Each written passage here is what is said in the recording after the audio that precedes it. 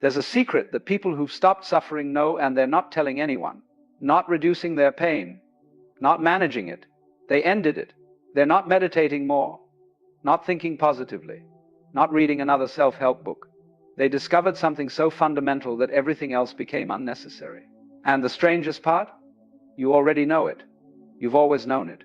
But the moment I say it, your mind will try to reject it, dismiss it, file it away as something you've heard before. Carl Jung spent his entire life trying to get humanity to understand one single insight. Just one. He wrote thousands of pages, treated countless patients, descended into his own psychological underworld, all to communicate something that takes less than 10 seconds to say. But here's the paradox. If this truth lands, truly lands, not in your intellect but in your bones, every self-help book you've ever read becomes unnecessary. Every guru you've ever followed becomes redundant. Every search you've ever undertaken reveals itself as a strange loop. I'm about to tell you what Jung discovered. And if you really hear it, this might genuinely be the last video you ever need to watch. Here's the secret. You have never experienced reality. Not once. Not for a single moment of your entire life. What you call reality, the people you meet, the situations you encounter, the world you navigate, is not happening to you. It's happening through you. More accurately, it's being created by you. Jung called this the psychic reality, and he considered it more real than what we call the objective world. Think about this carefully. You've never touched raw reality. Everything you've ever experienced has been filtered, processed, and interpreted by your psyche before you became aware of it. Your unconscious mind, with its complexes, its shadows, its buried memories and repressed desires, sits between you and the world like an invisible film projector. You think you're watching life. You're actually watching a movie your unconscious is constantly creating. And here's where it gets uncomfortable. You're not just the audience. You're the director, the screenwriter, the casting agent. You chose the actors, you wrote the scenes, you determined the genre, but you forgot. Somewhere along the way, you forgot you were making the movie. You sat down in the theater of your own creation, looked up at the screen, and started believing it was happening to you. This is what Jung meant when he said we live in a psychological simulation. Not a cosmic matrix, not a spiritual illusion, but a deeply personal construction that we mistake for external truth. Two people can witness the exact same event and walk away with completely different realities. Not opinions, realities. One sees betrayal where the other sees liberation. One experiences attack where the other experiences invitation. Same event, different films. Why? Because they're not seeing the event. They're seeing themselves, projected outward, reflected back. If you truly understand this, not as a clever idea, but as a visceral recognition, something shifts permanently. You stop fighting with the screen. You turn around and look at the projector, and that's when everything changes. Here's what Jung discovered. That explains why your life keeps repeating the same patterns, the same disappointments, the same inexplicable attractions and repulsions. The unconscious doesn't keep secrets. It can't. It has to express itself. But it can't speak directly, so it speaks through projection. It takes everything you've rejected, denied, or forgotten about yourself, and it throws it out into the world like a psychological ventriloquist. Then it makes those rejected parts appear to be other people, external situations, random events. This isn't mysticism. This isn't the law of attraction dressed in psychological language. This is precise mechanics. Jung identified three primary projections that shape almost every human experience. The first is the shadow. These are the parts of yourself you've deemed unacceptable. The anger you've buried, the selfishness you've hidden, the darkness you've denied. Where does it go? It goes onto other people. That person who irritates you for no rational reason, they're carrying your shadow. That public figure you despise with inexplicable intensity, they're wearing your rejected face.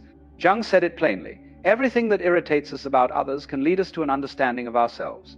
The second projection is what Jung called the anima and animus, the contrasexual element of the psyche. This is why romantic obsession feels so overwhelming.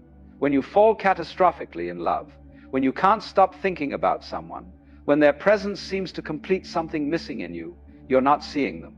You're seeing your own unlived potential projected onto their form. They become a screen for your own undeveloped self. This is why relationships that begin with obsession often end with disappointment. The projection eventually falls away, and you're left facing an actual human being who never was who you thought they were. They couldn't be. They were never really there. Only your projection was. The third projection involves complexes. These are the psychological knots formed by unprocessed experience, usually from childhood. A complex is like an autonomous personality living inside you, with its own agenda, its own triggers, its own way of hijacking your behavior. And here's what's crucial. Complexes create situations. The abandonment complex creates scenarios of abandonment. The rejection complex manufactures rejection. The unworthiness complex constructs circumstances that prove unworthiness. Not metaphorically, literally.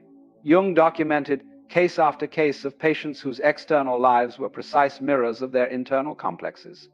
Change the complex, and the external situation changed.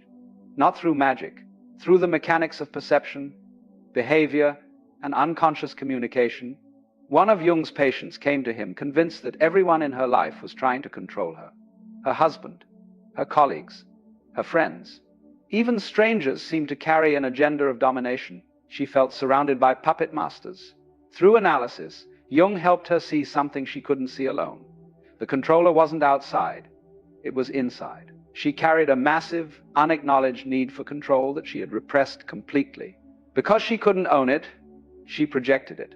Every person she encountered became a screen for her own denied power drive.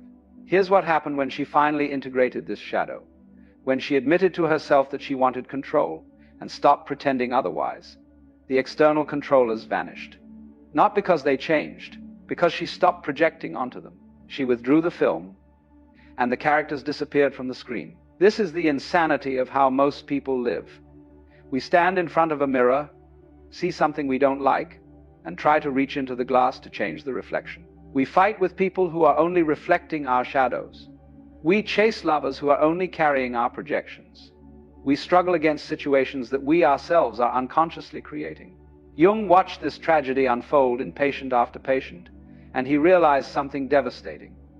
Most human conflict is people fighting with their own reflections. Wars are shadow projections at a collective scale. Political hatred is mass projection of the denied self. Relationship battles are two people attacking their own unconscious material while believing they're attacking each other. Once you see this, you can never unsee it, and you can never participate in the same way again. This brings us to the most liberating and most terrifying insight Jung ever articulated. Until you make the unconscious conscious, it will direct your life, and you will call it fate. Read that again. Let it land. What you call destiny, bad luck, karma, the universe testing you, it's not external. It's you, creating, unconsciously, then experiencing your creation as if it were happening to you. That relationship pattern you keep repeating, not bad luck in love. Your unconscious casting the same role with different actors until you get the message. That career obstacle that keeps appearing in different forms, not an unfair universe. Your psyche constructing the same lesson in different costumes. That feeling that something is fundamentally wrong, that happiness is always just out of reach, that you're missing something everyone else seems to have, not reality. Your unconscious preventing you from finding externally what can only be found internally. Jung worked with a woman who had been married 5 times, 5 different men, 5 different backgrounds, personalities, professions, and yet somehow all 5 marriages ended in the same way. The same dynamics, the same betrayal, the same abandonment. She came to Jung convinced she was cosmically unlucky in love. The universe had cursed her. Some external force was sabotaging her happiness. Jung showed her the truth. There were never 5 different men. There was one pattern, wearing 5 different masks. Her unconscious was directing the same film over and over, casting different actors in the same role, creating the same ending, because something in her needed to repeat this drama until it became conscious. When she finally saw the pattern, when she stopped blaming the 5 husbands and started examining the one constant herself, the pattern broke. Not because she forced it to, but because consciousness itself dissolved the unconscious program. This is what Jung meant by fate versus free will. You don't have free will if you're unconscious. You're a puppet of patterns you can't see. The unconscious directs, and you call it destiny because you can't see the director. But the moment you become conscious of the pattern, you're no longer subject to it. Consciousness itself is the liberating force, not effort, not willpower, not positive thinking, awareness, Here's what this means practically. Every problem you've ever had is the same problem. Different disguises. Same root: depression, anxiety, addiction, relationship failure, career stagnation, existential emptiness. These aren't separate issues requiring separate solutions. They're all symptoms of one condition: unconscious material demanding integration. The unconscious is not your enemy. It's not a repository of darkness trying to destroy you. It's a messenger, constantly sending signals, trying to communicate what you need to see. But if you don't listen, it has to get louder. The whispers become shouts. The hints become crises. The nudges become breakdowns. What we call mental illness is often the psyche screaming because its whispers were ignored. What we call breakdown is often the unconscious demanding to be heard after years of being silenced. Jung himself went through this. Between 1913 and 1917, he experienced what he called his confrontation with the unconscious. It nearly destroyed him. Visions, voices, overwhelming emotions, the dissolution of everything he thought he knew. By any external measure, he was having a psychotic break. But Jung did something revolutionary. Instead of fighting it, instead of suppressing it, he turned toward it. He listened. He engaged. He let the unconscious speak. What emerged was not madness but wisdom. The chaos transformed into insight. The darkness revealed itself as guidance. The breakdown became breakthrough. Jung documented this in what became known as the Red Book, his most personal and profound work. And the core lesson was this: the unconscious is not the enemy.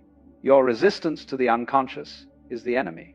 When you stop fighting and start observing, when you stop suppressing and start listening, something alchemical happens. The problem that seemed solid begins to dissolve, not because you solved it, but because you saw through it. This is what Jung called the dissolution of complexes. A complex only has power when it's unconscious. The moment you see it